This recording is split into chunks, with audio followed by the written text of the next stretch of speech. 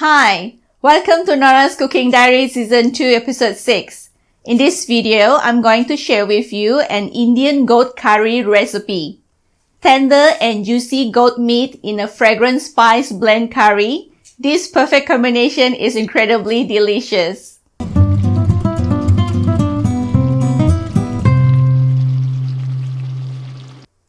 You will find that mutton and goat are typically used in many Indian recipes.